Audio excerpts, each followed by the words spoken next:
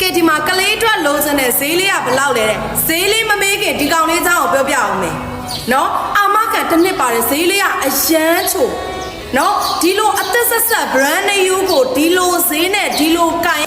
နော်အာမခံတစ်နှစ်ကြီးများအောင်ပေးထားရနော် तू ကဒါအပြင်ဖုန်းပြောမလား line သုံးမလား YouTube ကြည့် TikTok ကြည့်အကုန်ရတယ်